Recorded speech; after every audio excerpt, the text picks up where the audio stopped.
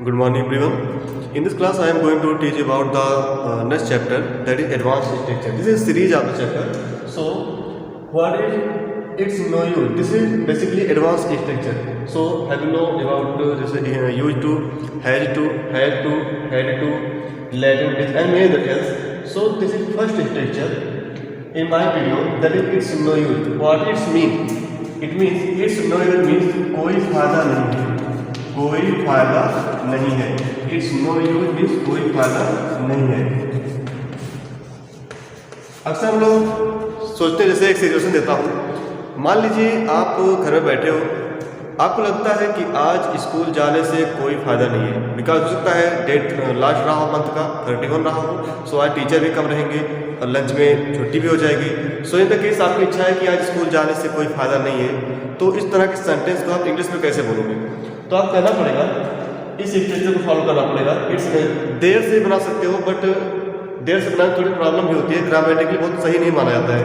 सो आपके लिए कोई फायदा नहीं अगर कहना हो तो आपका वर्ड है, सेंटेंस है it's no use. It's no use देखिए कैसे बनाते हैं, मैंने कुछ सेंटेंसेस लिखे हैं। वहाँ जाने से कोई फायदा नहीं है, वहाँ जाने से कोई फायदा नहीं है। First of all you will have to write कोई फायदा नहीं है।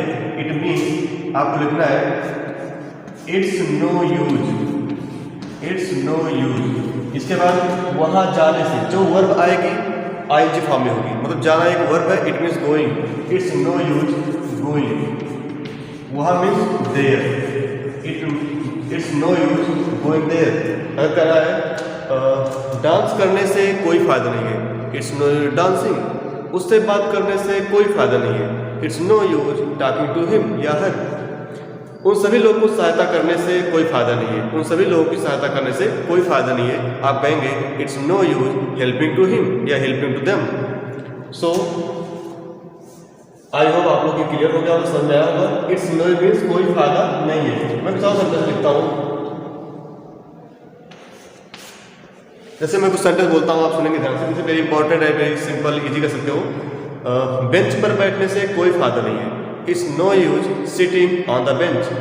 पेड़ पर चढ़ने से कोई फायदा नहीं है, it's no use climbing on the tree. Ram को अपने घर पे इनवाइट करने से कोई फायदा नहीं है, it's no use inviting Ram to my home. Chalk से लिखने से कोई फायदा नहीं है, it's no use writing with the chalk. Chair पर बैठने से कोई फायदा नहीं है, it's no use sitting on the chair. So this is perfect clear. कोई फायदा नहीं है, it means it's no use. इसका क्लास का नाम ही है कोई फायदा नहीं है। इस क्लास को पढ़ने से कोई फायदा नहीं है, नहीं फायदा है, बट अगर कहना हो आपको क्लास को पढ़ने से कोई फायदा नहीं है, so it's no use reading this class, it's no use reading this class. Okay, perhaps this is clear. And one also new structure I want to add it. Use of, has to, use of, has to. This is also very important advanced structure. Have to, and one more. Use of, have to, have to, have to, have to. What it mean? Have to. देखिए, किसी भी बात को अगर आप कहते हैं, express करते हैं, तो उसके लिए अलग अलग प्रकार के एडवांस स्ट्रक्चर्स होते हैं। किस प्रकार की समस्या उत्पन्न हुई, इस प्रकार का सिचुएशन है तो कैसे इंग्लिश बोलेंगे, इस प्रकार की सिचुएशन है तो कैसे इंग्लिश बोलेंगे।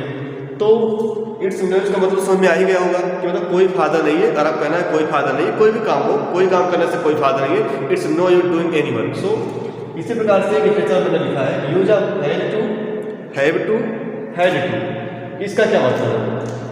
एक सिचुएशन देता हूँ। मान लीजिए आप अपने घर में बैठे हो, मान लीजिए अपने घर में आप बैठे, आपको लगता है कि आज आप मतलब सपोज आप किताब लेकर पढ़ रहे थे, आप you are very busy now, आप बिजी थे। आप मम्मी ने कहा कि अभी मार्केट जाओ और सामान लेकर आओ। आप किसी कार्य में बहुत व्यस्त थे, बिजी थे, बट अब गृह मंत्रालय का आदेश आपको जाना है। सो किसी काम को छोड़कर दूसरे काम के लिए जाना ना चाहते हुए, कंपल्सन में, मतलब मेरी मार्केट जाने की कोई इच्छा नहीं थी, बट मुझे आदेश किया गया, अब मुझे जाना ही है। तो जब कोई सब्जेक्ट थर्ड पर्सन होता है, जैसे राम श्याम सीता गीता मोहन, थर्ड पर्सन अगर किसी काम को ना चाहते हुए कंपल्सन में, इट मीन मजबूरी में करता है, so in this case you will have to write has to, do not have to.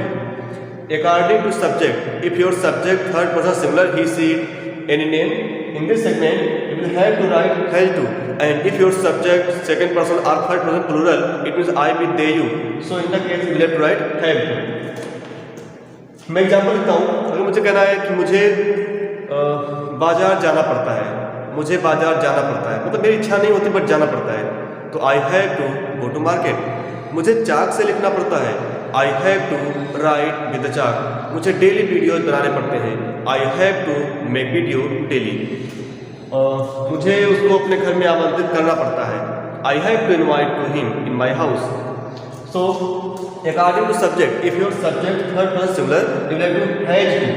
Ram को किताब पढ़नी पड़ती है, राम को किताब पढ़नी पड़ती है, Ram has to read the book. Sita को डेली भोजन पकाना पड़ता है, Sita has to cook food daily.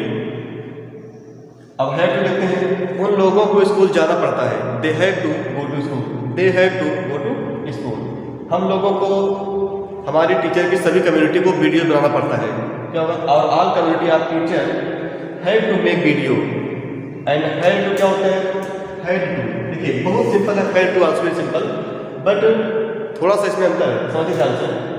Have to ये जो घटनाएं बताएंगी हमेशा प्रेजेंट की बात करेंगे कि मुझे क्या करना पड़ता है, मतलब मेरी कोई इच्छा नहीं होती है, मुझे करना पड़ता है, प्रेजेंट की बात करता है। बट अगर कुछ पास्ट बताना हो, जैसे मुझे कल मार्केट जाना पड़ा, I had to go to market yesterday, तो had to. According to subject, so it means if your subject third person singular और plural anything else, your subject Ram Shyam Sita Gita Mohan and plural point I we they all things, any plural subject. If the work have been done in the past time, in this segment we will have to write had to. So structure क्या रहेगा, जैसे have to वैसे had to है, कोई अंतर नहीं है, but ये पास्ट टाइम बताएगा। मुझे उसकी सहायता करनी पड़ी, I had to help him. मुझे चाक से लिखना पड़ा, I had to write with the chalk. मुझे इन सभी बच्चों को पढ़ाना पड़ा, I had to teach all student. मुझे पीछे वाले बच्चे को स्टैंड करना पड़ा, I had to stand the back bench student. मुझे इस सभी को इरेज करना पड़ा, I had to erase all. So उम्मीद है आप लोग को ये चीज़ समझ में आई होगी।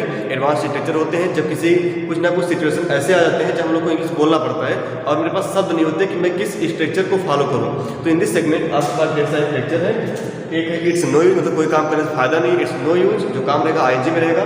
एंड नेक्स्ट है use of has to, have to, had to. So इसको आप रिवाइज करेंगे, जितना आप रिवाइज करेंगे विश्वास मानिए उतना आपका जो सब्जेक्ट रहेगा स्ट्रक्चर होंगे कंप्लीट होंगे। इसी प्रकार से ढेर सारे स्ट्रक्चर्स हैं। तो मेरे ये समझ लीजिए कि ये सीरीज चल रही है, ये इंग्लिश सीखने की एक सीरीज है। तो इस सीरीज में पहला वीडियो था, ऐसे लगातार वीडियो लाता रहूँगा। लेड एंड बेस ढेर सारे वीडियो हैं, लीड टू अपार्ट फ्रॉम। सो मैं धीरे वीडियो बनाता रहूँगा, आप सीखते रहेंगे। सो अगर आपको चैनल समझ में आया हो, सब्जेक्ट समझ में आया हो तो मेरे चैनल को सब्सक्राइब करेंगे और लाइक कमेंट करना ना भूलेंगे। Thank you to all student.